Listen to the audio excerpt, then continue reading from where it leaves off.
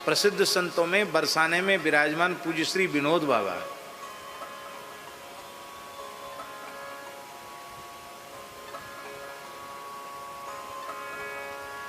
रात्रि को 12 से 1 के बीच में सोते हैं। वो कितने बजे सोते हैं?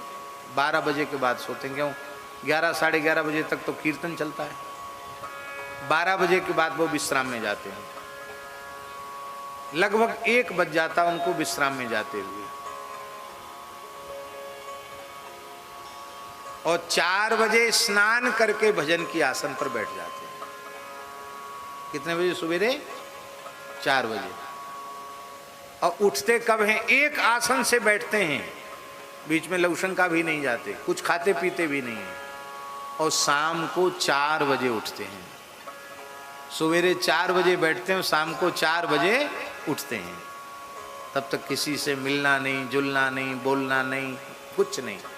एक आसन से बैठे हैं, प्रस्तर प्रतिमा की तरह बैठकर नाम जप करते हैं। बहुत छोटी सी जगह है, उसी में बैठकर नाम जप करते हैं।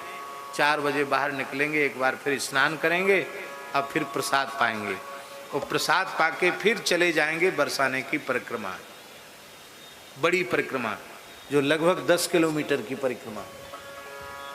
परिक्रमा करेंगे। परिक्रमा करके आवेंगे तो 8-9 बज जाएगा, फिर कीर्तन शुरू हो जाएगा महामंत्र का। फिर 11 बजे तक वही एक समय पाना है, शाम को पाके निकलते हैं। बस 24 घंटे में एक बार वही बाल भोग, वही राजभोग, वही ब्यारू। आज लगभग 80 वर्ष की आयु उनकी हो रही है, लेकिन इसी तरह का साधन उनका लगातार चल रहा है। यद्यपि ये बात कहने की नहीं है, क्योंकि आजकल ये सोशल मीडिया का ज़माना है। उनका कोई अनुगत सुनेगा और उनको बाबा जी तक पहुंचा देगा तो बाबा जी बड़े दुखी हो जाएंगे कि बताओ, महाराज ने व्यासपीठ से, मंच से हमारी बात कह दी, साधन की बात कह दी, लेकिन क्या करें, हमारा मन नहीं माना। इसलिए मन नहीं माना कि आप लोग कहेंगे ऐसा संभव नहीं है। अरे प्रत्यक्षे किम प्रमाणम, क्योंकि उन्हें भजन का स्वाद मिल गया। हमारे बड़े गुरु भाई थे पूज्य श्री सुखराम दास जी महाराज, शरीर से ब्रजवासी, विप्र कुलोत्पन्न, पूज्य गुरुदेव पहाड़ी बाबा के कृपा पात्र।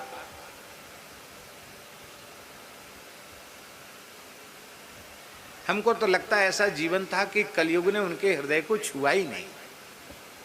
अहर्निश भजन, अहर्निश भजन।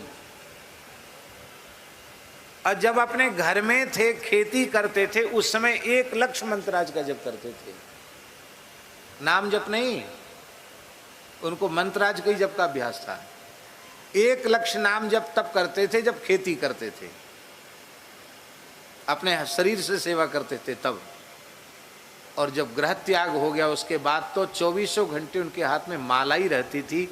सोते सोते भी छाती पर माला रख के ही सोते थे। पता नहीं कितना सोते होंगे। हमसे एक बार बोले, मलुक पीठ की बात है, बोले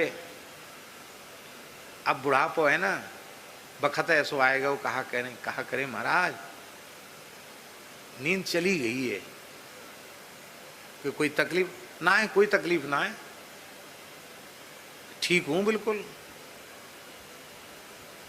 1 आध घंटा सो लूं वही में काम है जाए। अब बताओ 1 आध घंटे में काम चलेगा किसी का? 1 घंटे सो के कोई स्वस्थ रह सकता है? अब क्या वे झूठ बोलेंगे?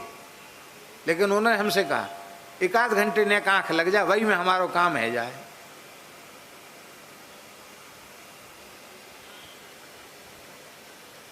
हम लोग नई नई उम्र के, दुनिया भरे की बीमारी, उन्हें कोई बीमारी थी शरीर में? अंतिम क्षण तक कोई रोग नहीं, कोई आयुर्वेदिक, एलोपैथिक, होम्योपैथिक कोई दवाई नहीं ली उन्होंने। भजन ही उनका जीवन था।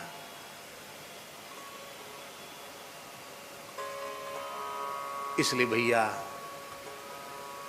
हम लोग खाने के लिए जी रहे हैं, सोने के लिए जी रहे हैं, और जो भजन करने वाले होते हैं वो जीने के लिए खाते हैं, हैं?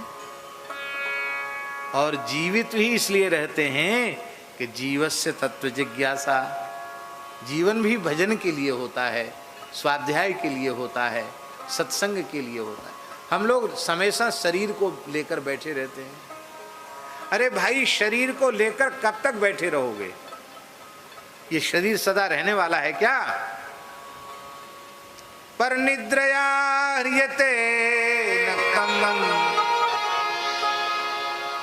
सारी रात सोने में बीत जाती है। व्यवायेन च वा, अथवा भोग में रात्रि व्यतीत हो जाती है।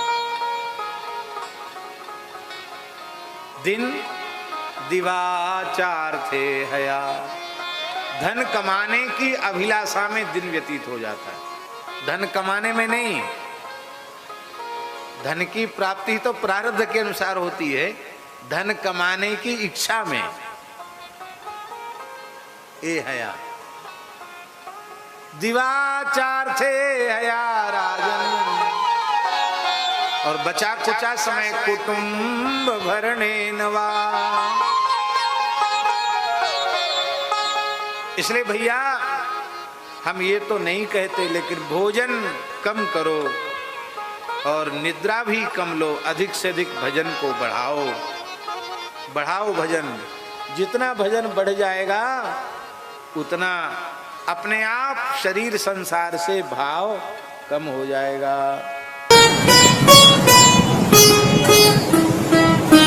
श्री सीताराम। प्रतिदिन सत्संग एवं दर्शन के लिए श्री महाराज जी के ऑफिशियल चैनल को जरूर सब्सक्राइब करें।